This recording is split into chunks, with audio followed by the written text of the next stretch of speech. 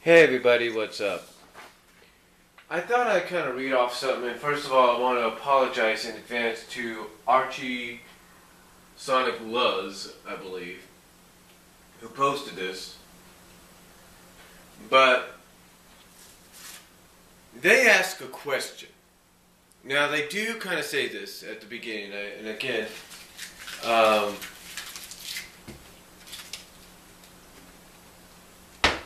I want to apologize firsthand. I should have asked them, but it's just one small thing that they said. But here's what they ask, and this is what I quote from ArchieSonicLulz, and I think this is who did it. And I quote, first of all, personal note, do not, and they capitalize do not write any flame comments in this journal entry. This is a journal entry.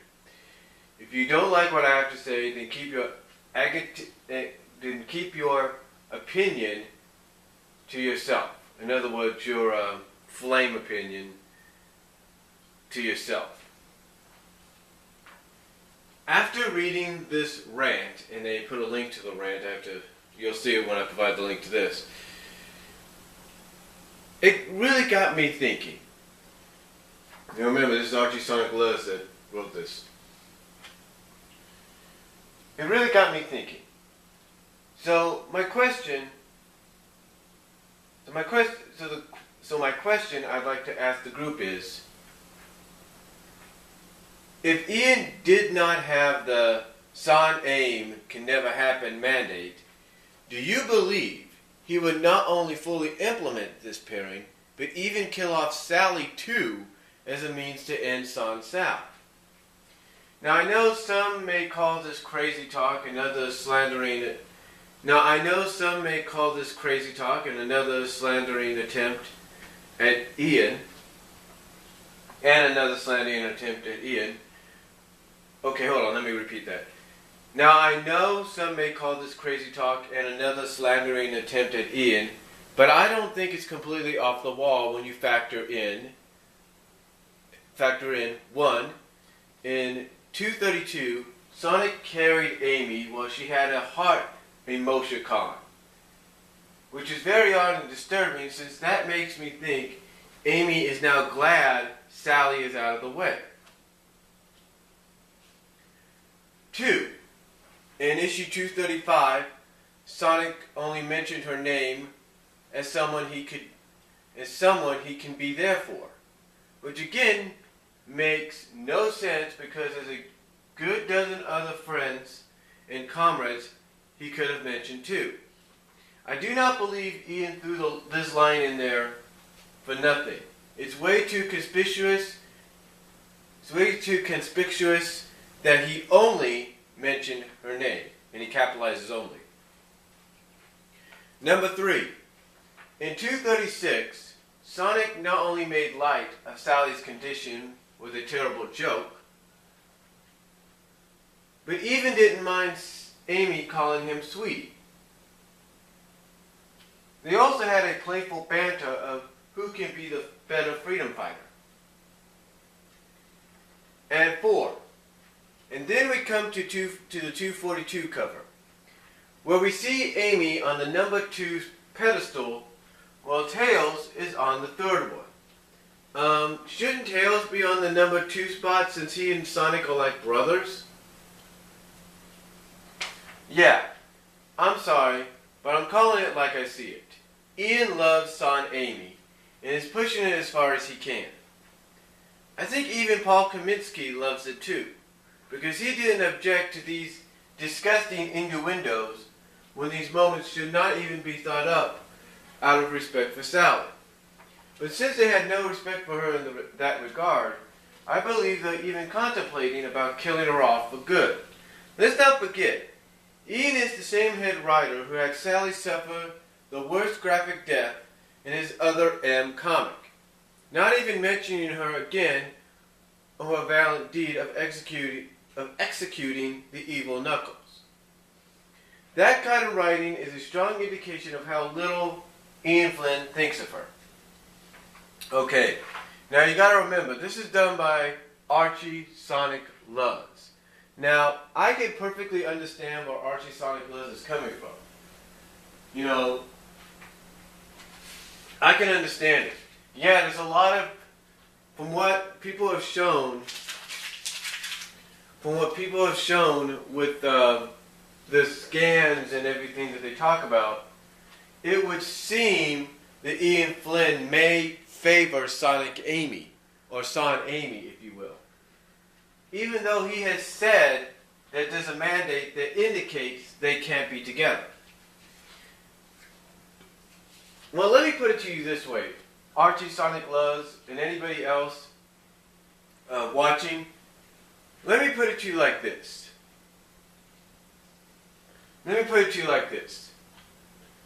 All Ian Flynn is doing is messing with you. He's teasing you. He's messing with you, and he knows that he's got you in the palm of his hands. He does. Now, I mentioned in a previous video or so that he's got a lot on his plate, and that he's not fully focused on the story. And that might be the indication with some of the, as you say, certain innuendos that get tossed in there. Like you mentioned, the heart emoticon with Amy. Now, you might say that shouldn't have been in there. And that's true. Maybe it shouldn't have been. But again, that's all part of the fact that could all be attributed to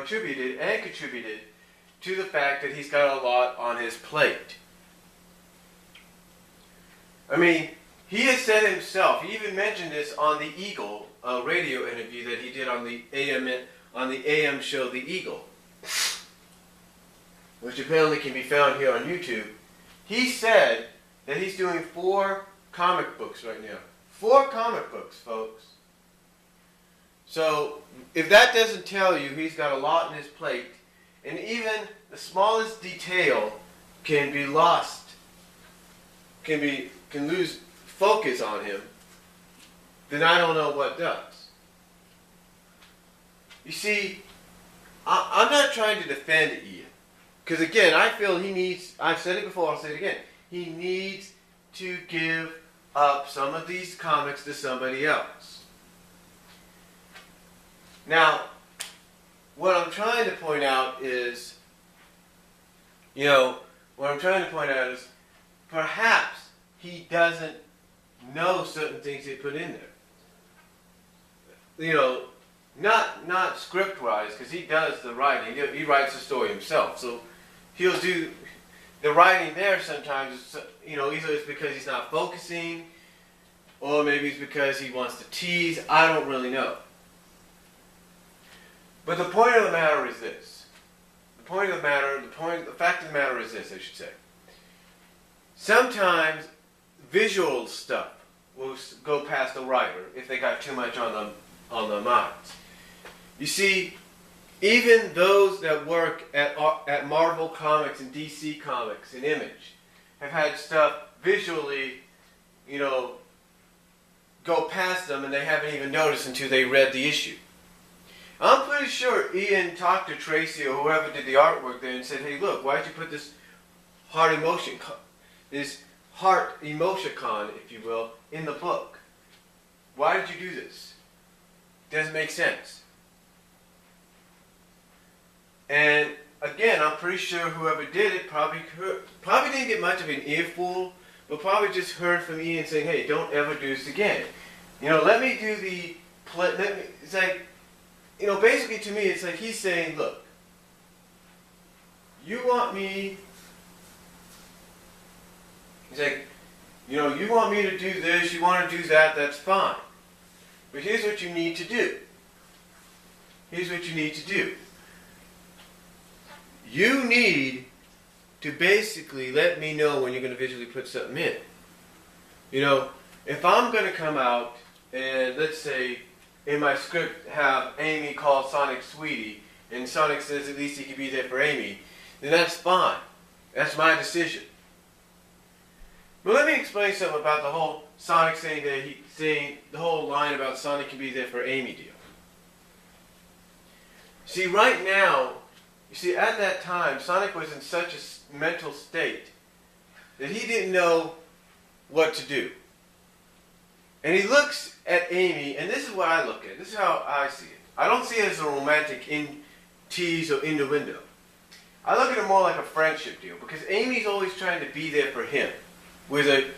She's trying to be there for him as a girlfriend or a love interest. He basically looks at the fact that he could be there for Amy as a friend. Not as a girlfriend, but as a friend. True, he should have mentioned maybe Tails and some other people and some other characters, and I agree on that. But he said at least he could be there for Amy as a friend. Now, the playful banter, let's face it, Sally and Sonic had playful banter. Sonic and Bunny have had playful banter. Okay? Sonic and Bunny. And this is even when Bunny was engaged or was going with Antoine. It's basically friendly banter. That's all it is. Sometimes you may take it the wrong way. It may say it shows hints at the fact that Ian supports Sonic Amy. Now I know somebody mentioned that Ian Flynn even had Sonic mention in an issue that maybe Amy was the better girl for him. But we don't know that. But that's Sonic just thinking out loud. Oh, or maybe thinking in his mind. But here's the thing. It's something like that. Even if Ian is focused at times on doing an issue, it's all about teasing. We do the fact that Ian's got a lot on his mind, a lot on his plate, which he does. All he does when he has Sonic say something like that is just tease. Sometimes, okay, let's say like one day he decides, okay, I'm just going to put all this aside and I'm going to work on this issue. Let's say he worked on that issue, took everything aside for that day, worked on that one issue. He says, you know what, I'm going to put in this just to tease the fans, just to mess with the fans. And he does that. I totally agree. I totally agree with the fact that he does that. It's all about teasing and messing with you. That's all it is. It's teasing and messing with you, and basically being where he's being plain right, and basically, as I said before, being exactly where he wants you. Being played right into his hands. But again, just because he does something like that doesn't mean he officially supports them. Because if Sega has a mandate that says Sonic and Amy can never be together as a couple, or Sonic can totally be with a girlfriend on a permanent basis, then that's Sega basically saying, hey, look, no matter what you do, even if, let's say he decides, okay, I'm going to test out Amy and Sonic and see what happens. It won't be a long-term deal. Because I think someone else mentioned this. That it's basically going to be the same thing over and over again. They'll be together, then something will happen, they'll break up, they'll go back to being friends, and that's it. See, the fact of the matter is this. You can't, how do I put this? You can't assume something that isn't true, that isn't real, just yet. All it is, folks, whether he's focused sometimes on doing one issue or not, or focused on doing one story or not, because he's got his plate so full, all it is called teasing and getting your attention, getting you right where they want you, playing right into their hands. That's what a writer does, whether you like that writer or not. Now, I admit, a lot of people, again, there are some things that, as some people have mentioned, that shouldn't have been put into the story. I get that. I totally get that. But what you have to understand is it's all about maybe sometimes, like say the heart emoticon and certain other maybe visual scenes and stuff. Maybe it's all because it slips past him. You see, whether he's paying attention or not, sometimes it will slip past him. And again, when he's writing, sometimes he'll write and probably put in something, for the story, whether he's focused on doing that one story that one day or not. He'll write in something, probably not knowing what he's putting in there. Like maybe when he did the whole Amy calling Sonic Sweetie deal, maybe he didn't realize he was writing that in Amy's dialogue. Maybe he meant that for maybe his Crusaders comic or whatever. Or his Mega Man comic, who knows? Maybe that's what he meant it for, but he had no idea he probably put it in the Sonic comic. You see, you gotta realize it could be that way too. He probably wrote it in for Amy Rose, not realizing that he probably meant it for another issue, or another comic. The point is, whether he meant it or not, doesn't mean he probably did it on purpose. And if he did do it, he did it to tease. He did it to get your attention. So, I know I went a little overboard here. Maybe extended this a lot more than I should have. But I thought I'd just kind of get my point across on here as well, And in closing, let me say this. I've said this before, I'll say it again. When it comes to SatAM and even the comic book, I do support Sonic and Sally as a couple. I do. I'm not going to lie there. But if it comes to the games and comes to things like Sonic X, then I will support Sonic and Amy because that's the main couple or pairing when it comes to romantic love interest wise in that portion of the franchise. So in what is known as the Archie Comics SatAM portion, I support Sonic and Sally. When it comes to the video games Sonic X portion, I support Sonic Amy. That's what it is. It's two different romantic pairings or couples from two different aspects of the franchise. So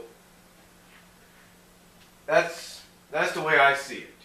So that's all, and that's all I'm going to say. I'm sorry this went for as long as it did. I was going to make it a little short.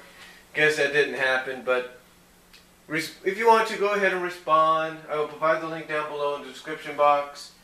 And that's all I'm going to say, and I will talk to you all later. God bless and take care.